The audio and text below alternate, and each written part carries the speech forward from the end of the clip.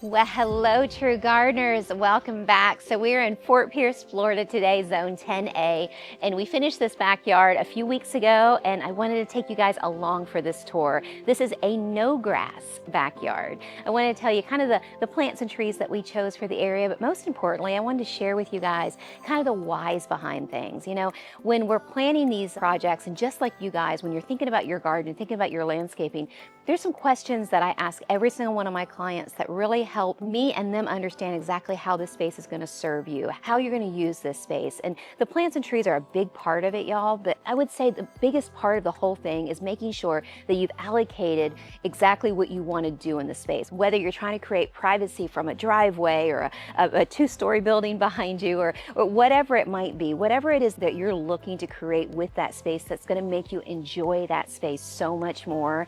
That's where you start. Those are the questions that you ask yourself, and that's exactly what we did here. And it turned it into Mark's backyard resort. It turned it into exactly what he wanted, what his goal was, to be on vacation when he's here, when he's in this backyard space, when he opens those back doors, steps into the backyard, and then he's here to relax. Feels like he has privacy, but he's not walled himself off. So I'm going to share with you, obviously, the whys behind things, and of course, the plants and the trees that we chose to make that happen. And then, of course, the things that we use to doll things up, the things that we use to make it beautiful, colorful, tropical, and create the gardens that you guys want to see, that he wants to see.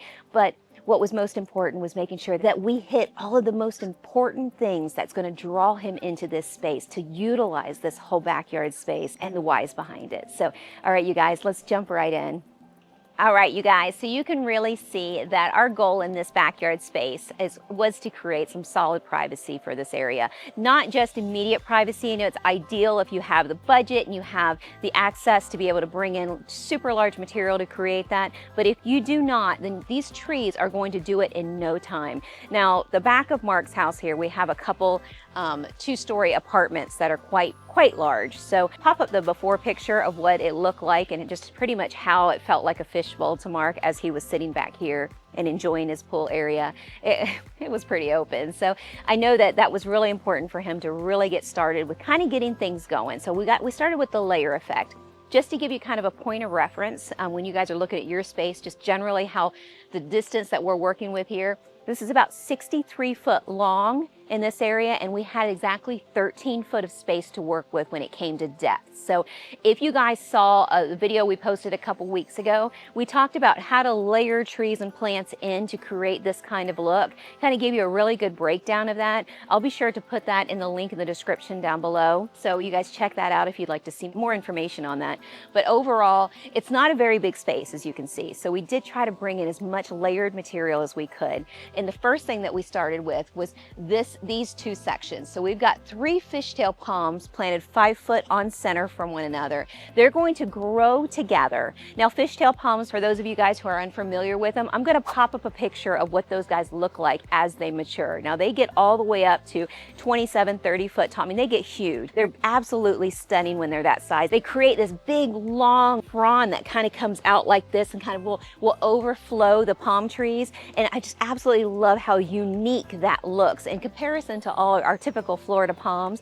I think they're so stunning. But what's really fabulous about fishtail palms is that they clump at the bottom, so they can be kept relatively small. They can be kept pretty compact, so like a bouquet of flowers at that base, and they widen out to really give you that really just cascading kind of big branching.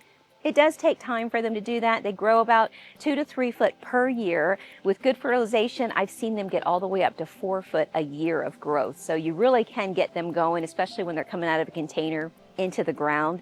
So they can make it pretty quickly. But, you know, getting them going, getting them started, whether you're starting out with 25 gallons like what we have behind us, or you're starting out with 3 gallons down here, they're going to really do the job. Just leave room for them to grow. You want them to have about 5-6 foot of width to really become nice and big and beautiful. And that's all they need for such a large tree. That's all they need. And from what you can see behind me, we made them pretty uniformed. We picked the key areas where the 2-story building is. So for you guys, that may be, you know, blocking out a couple windows on the side of your house where maybe your neighbor has a few windows looking in and you're just wanting a little bit additional privacy. It might be, you know, kind of blocking out anything anything that you need some linear, long blockage, fishtail palms are fantastic. I know areca palms are used pretty commonly for the same thing. You can use sugar palms. They just need a little bit more girth to them.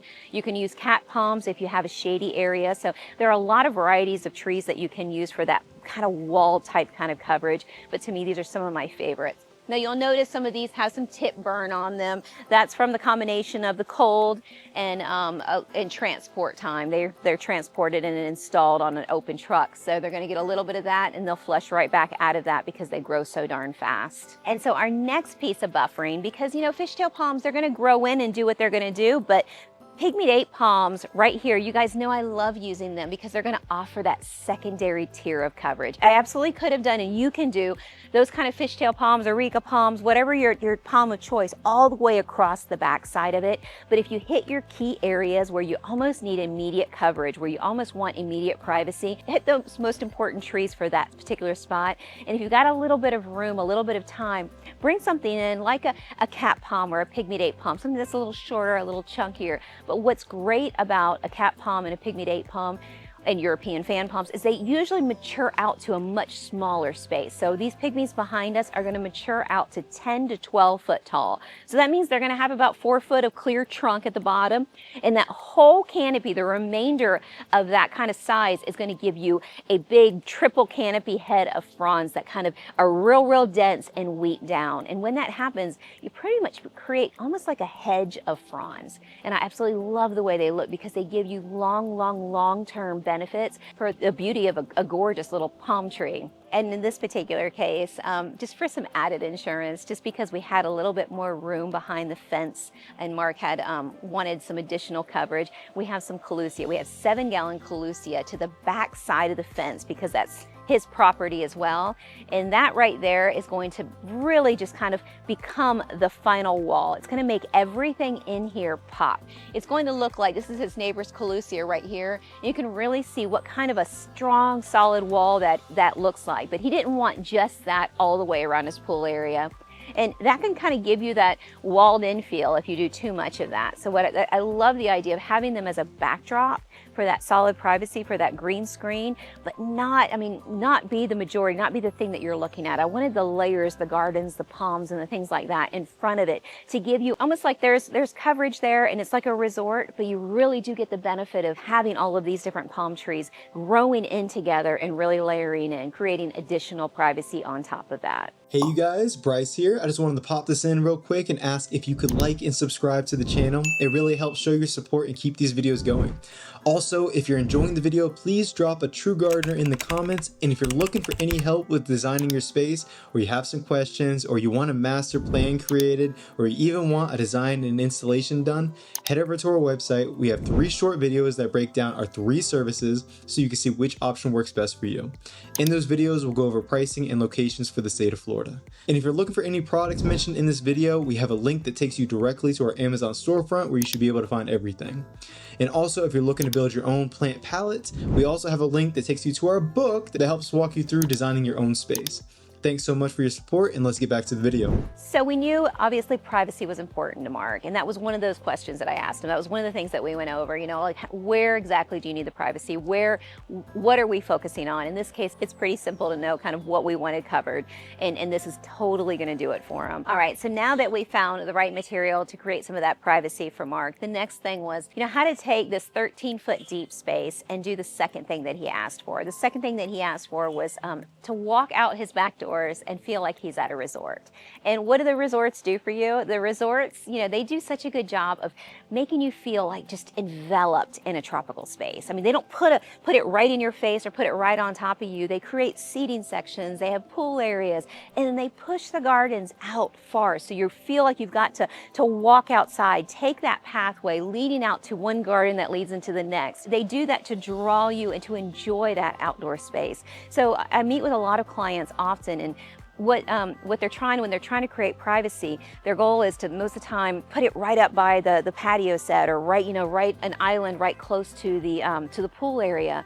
What I try to do is I try to push it out just like the resorts do, because that is going to give you a feel of softness to the backside, not being cluttered, not kind of pushing everything towards you. And that can be very, very difficult in our suburban backyards. You know, we just don't have a lot of space to work with. So I really love the way this project turned out, because we were able to create that starting all the way from the back behind the fence with the calusia, working our way forward with some of these layers we're about to go into, and then really kind of sealing it off with giving us a border of stone. Now this stone that I used, you guys know I love my Tahitian gray granite.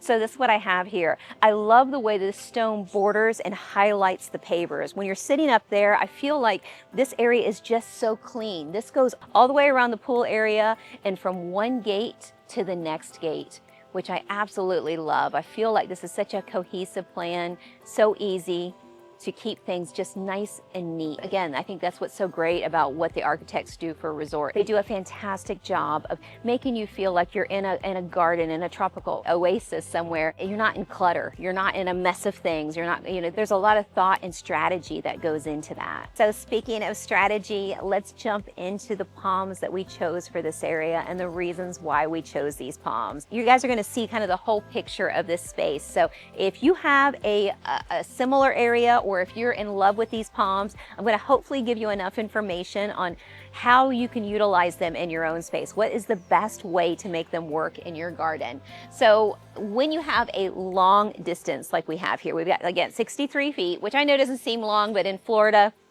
that's a good sized backyard. So if you've got 63 feet, in this particular case, we were able to start out with 2 patterns. So we've got a centerpiece tree. You guys know, if you watched the last video, that the centerpiece is usually set on the doorway. So the area that you enter into this back space is always the area that I try to focus the main focal point on.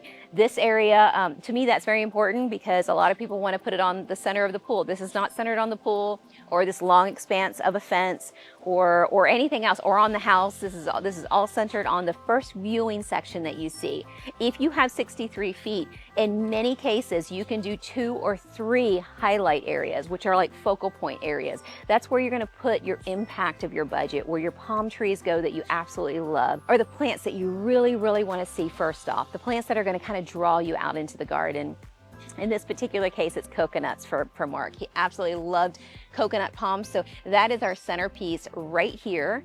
And then we've got 2 Christmas palms flanking. Now that coconut palm is going to continue to grow and grow and grow. You guys have probably seen how big and beautiful they get. So it is going to grow. And when it does do that, the canopy is going to get enormous, going to get nice and broad and wide. When that happens, what you don't want to do is you don't want to just see a beanpole of a trunk in that beautiful canopy, because what happens is that canopy gets lost. I've done projects where I've come to a home and they've got coconut palms in the back, and they're kind of not utilized. They're kind of not seen, because your eye doesn't naturally want to go up this way unless there's something that causes your eye, draws your eye up. And that's exactly what these supporting palms do. So even if these other palms are not kind of in your favorites list, kind of look at it like every palm has a job to do in a garden, and you got to figure out how that's going to serve your purpose, what you're trying to create in this space. In this space, it was beautiful, tropical, resort-like, and privacy. So that's what these guys are going to do over time. So I'm going to lay that out for you. So we've got a coconut palm right here that's going to get nice, broad, and big. We've got 2 pygmy date palms that when this guy has maybe 10 foot of this trunk and the canopy is well above it, what's going to be here? The pygmy date palms. They're going to completely come over into this area right where I'm standing. I'll have a frond come this way and a frond come this way, completely envelop that trunk at 10 to 12 foot tall. So what happens is you've got one frond that starts down here, and then now this tree, as it continues to grow, it's going to have a frond canopy above it, which means you're going to have a stair-step effect. But with coconut palms, you've got to plan for the future. Just like if you use foxtail or more so even royal palms, palm trees that get a lot of trunk before it gets to the canopy, you're going to want another tree to offer some support. So that's why we have the Christmas palms here. This is a cute set up from the very beginning, but nothing like it's going to be in 5, 6, 7, 10, 15, 20 years. This is when it's just going to be extraordinary, because what'll happen is this tree right here will be 30 foot tall with a 10 to 12 foot trunk and a maybe 20 foot wide canopy, right? And these guys right on either side will be 12 foot tall at that time, and each one of them will have a 10 foot canopy because they get nice and broad and wide, hence their 3 trunks to one tree. So they're going to really kind of encompass the front of this tree, kind of right where I'm standing here.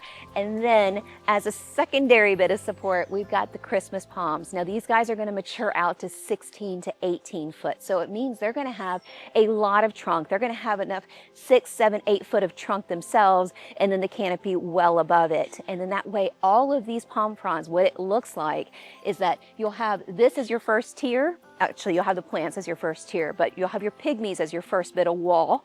And then you'll have your Christmas palms above the pygmies.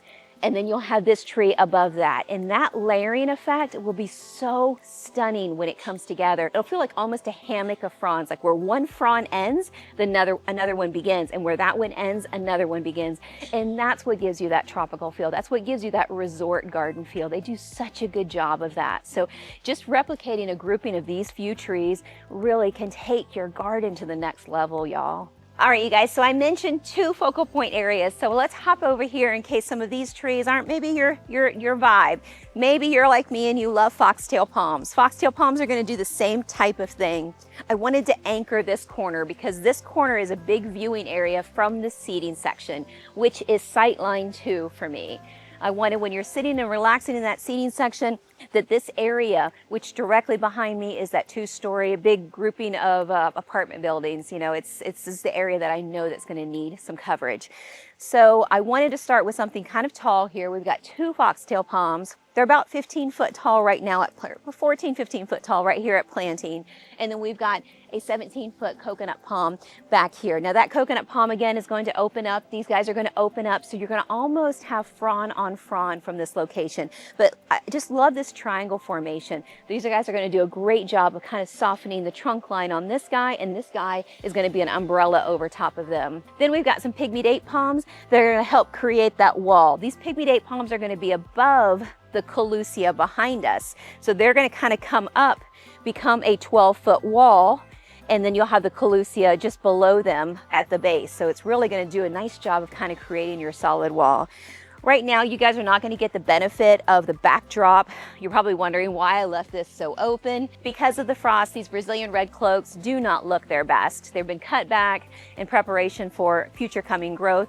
But I promise you, and I promised Mark, in time, these are going to completely engulf this corner and become a beautiful backdrop to this coconut palm. Those Brazilian red cloaks are going to be anywhere between 8 to 12 foot, whatever size he wants to keep them, but completely engulf the corner. Those of you guys who watch this channel all the time know how much I love Brazilian red cloaks and how I have them in my own garden as a corner piece buffering me from the street. They just do a fantastic job of that. And these are going to do just the same back here. I cannot wait till they take off and become that gorgeous clustering that I know they're going to do. And they're in the perfect spot for it, in that perfect viewing area. All right, and you guys button up because now we're going to get into the plants. Now, if you want color, this garden is going to be full of it. This garden has color year round. And then for the areas that we have some additional sun, it's going to have blooming color. So because we have the Brazilian red cloaks that you don't see, but you're imagining how big and beautiful these guys are back here, they're going to be dark, dark green with a giant leaf and a hot pink flower in them. And the flower is as big as my hand. So it's going to kind of take up this space. When you have that, I wanted something bright to lighten this area. So right behind me, also not in bloom yet, are the yellow alamandas. Now these yellow alamandas are going to get 3 to 4 foot tall and really kind of give us some nice height and some big beauty at the base of the palm tree and the Brazilian red cloaks. They just do such a good job. I love, love, love yellow alamanda when I have really good sun exposure because they do such a good job of soaking in that sun and then transferring that into bright yellow blooms. So good for the hummingbirds and the butterflies. They're just a fantastic plant if you guys really enjoy that pop of yellow. So we've got the Brazilian red cloaks to the back, the yellow to the front, leaving us a little bit of room right here for another touch of pink. These are the Helen Johnson bougainvillea. These are the dwarf bougainvillea, the ones that stay compact, easy to keep compact and mounded. I love, love, love these. These are the only bougainvilleas that I actually love to put into the ground because they're just so easily manageable. And I know that that's hard to say when you say bougainvillea. That doesn't usually come out very often, but these do a fantastic job of that. They love direct sun, so if you've got a hot sunny area, they're perfect for that. So I love using them amongst the alamandas. The yellows and the pinks work so beautifully together, and they're going to highlight the Brazilian red cloaks, almost like a double hit of pink in this corner. And those of you guys who are worried about maintenance or have any concerns of that, trimming on them are pretty basic. As far as the yellow alamandas go, I want them to completely come in as a full like grouping together. So they're going to become one drift of a plant, and they're going to connect together beautifully. I've asked Mark every 60 to 90 days, you kind of right in that range, you can come right off the top and just trim a little bit along the top and trim a little bit along the front. What you're trying to do is just keep the separation of the plant groupings, and the trimming, the slight trimming of this, by just taking off just kind of a little bit of this top, it allows sun to really penetrate and get to the middle of the plant. That is the most important part about trimming every 60 days. A lot of people think it's just to keep the shape, but you kind of want to make the plant kind of grow from within. So if you trim a little bit of those edges just like this, it does a great job of filling out from underneath. Like it knows, oh, I've got to really kind of regroup and thicken up at the bottom to really become stable. So getting rid of those tips and those edges about every 60 to 90 days, that's ideal. Same concept for the bougainvilleas. All I would do is come in on bougainvilleas, and they love you for it. I know a lot of people have trouble trimming these guys when they're in full bloom, and they're almost all year long in full bloom. Here we are in the winter, and they're going to town, but you just want to trim those edges. Just nip those edges. Everywhere you trim, it will bloom. I promise you, they bloom so frequently. So trimming them is going to be one of those things that promotes growth and promotes bloom. So they just kind of go to town with giving them a little haircut here and there. And so what makes a garden look really cohesive, when you're trimming them, just kind of keep in mind that you're wanting to almost create like an outline with them. So I've got an outline of yellow here. I kind of want to keep that separate from this grouping. So as these kind of grow this way, I'm making sure to trim this section especially because I want these guys not quite to touch. I want a grouping to go one way and this swoop to go this way, and this to connect fully and this to connect fully, but to keep them separate from each other. So each species has its own grouping right here. So let's slide over here into our next grouping. We've got our pretty colorful flowers over here, and we've got a nice little pocket of filtered light right here, which gave me the opportunity. It's so funny because I can have sun right over here, and then right here, what this microclimate offers me is a tad bit of shade. And Mark loved these big leafed, kind of paddle leaf look of the Farfugiums. And gosh, doesn't everybody? I just absolutely love these. I would use them everywhere if they would live everywhere. But these guys, they're cold tolerant, they're hot tolerant, they can handle so many different avenues, but what they can't handle is full sun exposure. So the fishtail palms right here, you can kind of see what they're starting to do already. They kind of pull forward. They're going to completely engulf this little corner as these fronds move this way. But then we've got the foxtail palm above us that's offering a pocket of shade right in this spot, giving us room for just four. Four is enough in this spot to really kind of give us a completely different leaf texture. This leaf texture is so different than what's going on over here that it's interesting. It's like almost like a pause. And then we go back into a different leaf pattern. And that's kind of what makes a small garden interesting. If you can make that contrast really noticeable, like we go from here to devil's backbone to bougainvillea. I mean, have you seen 3 different plants? And then foxtail ferns, you know, throw that in there. So when you can do that and you can mix the textures like that, you don't need many. You might just need 4. But it's gonna just really catch your eyes. So kind of, you know, when you're laying your garden out, think along those lines because it's really suited me well when creating these spaces. All right, so speaking of contrast, if you've got a long space, I have found that it's so very helpful to throw something in that is completely different, that completely breaks up a long space. I use boulders to do that. You can use boulders, you can use a bench seat, you can use so many different things you can in the garden, but I love the way boulders just kind of disrupt a pattern. You've got all of this soft leaf texture. We've got a big loop here, something interesting. Popping in something like a boulder kind of really does it stops the eye, and then it gives us something else to frame without putting in more plant material. And sometimes that's the goal. you can have enough plants and really just kind of tie in just the right feature, whether it's a palm tree you're trying to frame or a boulder you're trying to frame. But I love using this. I've got 3 boulders in here. I would have put 5 boulders if I could. I mean, I really would go nuts with boulders because I love what they offer in a garden. But having a little bit of pattern interruption with a boulder and then framing the boulder with some of the same plant groupings that you've used other places, I think it does such a nice job of kind of really catching the eye. So these right here, the ones that I've used here are coquina boulders, and they're approximately 3 to 4 foot wide. So they're a pretty good sized boulder. So when you have something that's that big, then you can really frame the boulder itself. However, if those of you guys who, maybe don't have, strong backs or strong young men like I do, then you might want to use the small boulders. You can use like boulders this big. It does not have to be big. The difference that you would do is you would use them in key areas. Like, see these foxtail ferns here? I may use 5 or 6 big boulders. I might put them right in these gaps like this and stagger them in just like so, and then let the foxtail ferns kind of grow up around them and let them and highlight them. I always take, no matter how small or how big the boulder is, I always take some extra sand or some soil. I'll prop the boulder up kind of, so naturally you would think it would lay flat, but you kind of see how I have it here. I prop it forward, pack sand behind it, really nice and tight. Many times I'll put a plant in that grouping to really hold that grade in, and then it's almost like the boulder is now facing the audience, facing you in your garden. And so that's a way to do it, whether the boulder is this big or this big. Prop it up, kind of give it a showpiece, let it be, kind of a feature in the garden, and work it into your landscaping as little focal points. So as we move in, so you can see, and I hope you can see from this landscaping, that we don't have many plants in this selection. I do use plants in a rinse and repeat fashion all the time, but because I really like a rhythm of things. So what you're gonna see is you're gonna see the same grouping that I have here around this Christmas palm. I also have it around the other Christmas palm. And another reason why I do this, I obviously put a lot of thought into the plants, that they're gonna all pair well together. They're gonna work well together, and they're also gonna work really well in the environment.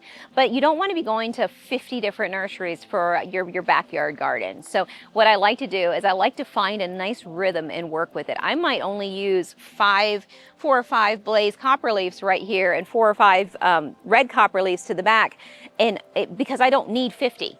You can really kind of go nuts and put 50 plants, but if you're only doing this small section, you might just want to do a clustering of 5, and then a clustering of something different of 5 or 6, and a clustering of something different, and then repeat that pattern. And what'll happen is you won't just visually see the rhythm of how that works. You won't just see, I've got the same colors here that I have over here, but what I actually have is the same growth habits. So everything that you have in one spot is going to grow the same as in the other spot. So you're going to have kind of the same pattern of how everything, the levels kind of match up, as well as Mother Nature will allow. But that's the goal. That's the thought process in going to this. So you're not overbuying on your plant material, and you're not also going to so many different places to get what you need. You don't need as much as you think, because plants grow really, really well here in Florida. You'll notice that I have all of my plants planted in a zigzag formation. My goal is always to make the plants connect, or each species connect. So I've got devil's backbone in a triangular zigzag formation.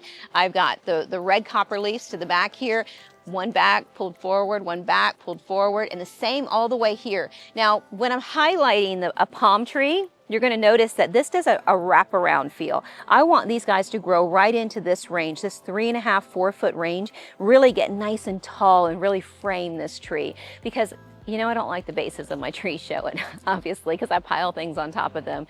So where the layers really start, they start all the way with the ground cover. They start all the way with the littlest plant. You start layering them in. They cover the plant, the legs of the plants behind them, and so on and so on. And then the trees start doing the same thing. They start covering the legs of the plants and trees around them. So that's what gives you that layered feel. And that's also what minimizes your maintenance. All right, and I think that pretty much covers it here, other than a little touch of golden sedum. I like them growing around the boulders, so when I do find some of them, another great option for that is the ice plant. I love using the variegated ice plant. It will also cover and wrap around the boulders and kind of just do a nice bit of softening. Okay, so moving along, this front section, this is our main focal point area. So this area right here is where I wanted the break. I definitely wanted, if you noticed, you guys, the areas that match each other, these areas all have the same plant material, right? This grouping is the same grouping as that grouping there. But the centerpiece areas, you always want those to have a different palette. If you can do that, because that, even no matter how small the space is, if you can do that, it almost like says, without saying, highlight. Highlight. These are my highlighted areas. These are my focus areas. And that's what this spot did for me. We are going to have, of course, the Colusia to the back, but right here we're going to have dwarf alocasias getting 4 foot tall in this backdrop, kind of popping up and leaning over top of these sloppy painters. These sloppy painters are going to be a beautiful clustering right here as they connect together with a pop of color, nice and bright. Then we get down to the bottom and we've got the mango crotons at the bottom, just kind of giving us more of a shorter trunk, because we all know sloppy painters, as they mature, they usually get about a 2 foot trunk and they become big and beautiful at the top. But that trunk is, those legs are, you know, their legs are exposed on these girls, so they need a little bit of a skirt. So the mango crotons are going to do a great job of becoming the skirt for these ladies here. And then down below, we're going to have the magnificent crotons for a different variation of color. So those are going to offer a beautiful pop of brightness. So you kind of see we go bright, dark, bright, and it really kind of, it just catches your eye. Then we've got a different texture mix of the foxtail ferns right at the base. And then we finish it off right here with the foxtail ferns. Those do such a nice job of kind of giving us a final tier. You guys can really see the layering effect happening already with the new landscaping, but in time, it's really going to come together. I love the foxtail ferns, things like foxtail ferns, crotons, goldmound. You can see right here, we're right in the pool vicinity.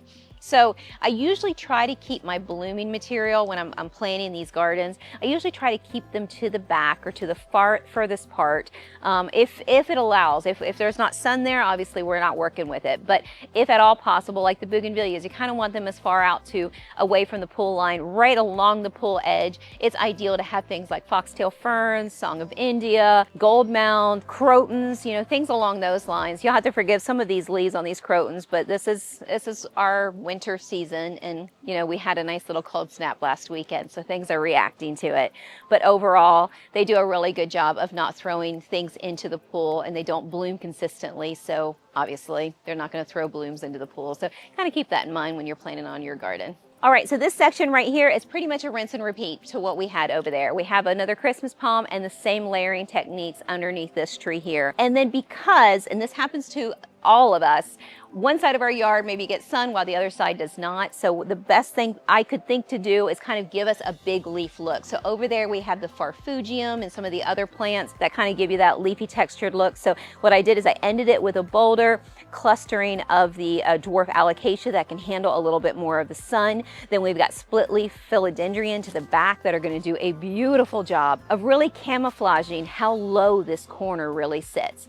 Now, that's one thing that I don't usually mention in my gardens, and I tend to forget to do so. If you guys, when you're planting your gardens and you've got a low-lying area for drainage and you have to keep that low-lying area there because it's, you know, for drainage, you know, don't change that. Work with that. Find a plant or tree that's going to really work with that environment. Irises love to sit in water, so if that's one that you can use. Dwarf alocasia, fabulous. Philodendron saloon, they'll soak up that water like nobody's business and really branch out and become big and beautiful because of it. So if you're going to plant in that drainage or that low spot, work with plants and trees that will make that happen for you. And then one last little section. So as we work our way, you can see there's very little room on this side yard. The Colusia pretty much take up every bit of it. So we have a thin strip of the rock and the edging, and then just have a little dollop. Now those yellow alamanda are nice and vertical plants. They're not kind of like elephant ears or glazed copperleaf where they're going to expand super wide. So those can be a nice 3 to 4 foot kind of hedge right there with yellow blooming color against this Colusia. It will be beautiful. And just to jazz up that feel, because we don't want hedge on hedge here. That's not the look we're going for, right? We've got Song of India here to break that up. A nice bit of brightness in this spot. And then if you look down this way, this is a tough little area. So we've got some petrocrotons for this shady spot. And then it gets shadier as we work our way down. and we've got variegated arbicolas that are going to do a nice job of offering some brightness along that base. There's a lot of shade-loving variegated plants that you can really work with in a similar situation. So aglaonemas are perfect. I'm thinking about popping in some aglaonemas in my own garden in a shady spot, so they're great for that. But what I really love about this side is how useful it is. This is where the pool guy comes in. This is where people walk. This area before, I hope I have a picture or a video of what this looked like before that I can post for you guys to see. It was a useless area. It was an area that slanted this way. It was rooty because of the clusia. There really wasn't a whole lot to do with this area, and it was very difficult to access this area. So the way that this rock kind of continues all the way around is just kind of, to me, it's a cohesive look. It's what the resorts do super well. They put their strategy to work and make sure that one gate, one opening leads to the next opening, and it's just very fun. It's just very flowy. So flowy, I love that term. But that's the goal for this backyard space. All right, you guys, so I hope you enjoyed the video. I hope this really gave you some really good ideas and you could take away some nuggets to create and make a beautiful space in your garden. If you guys are looking for some additional help, then you guys know that your girl's a landscape designer. I'd be happy to help and meet with you and create a gorgeous space for you. I will put all of our contact information at the bottom. The first line in the description has our website. If you go to our website, we will have 3 videos there that describe all 3 of our services with pricing, and we'd be happy to help you guys with one of them. Thank you so much for visiting. Take care. See you next week.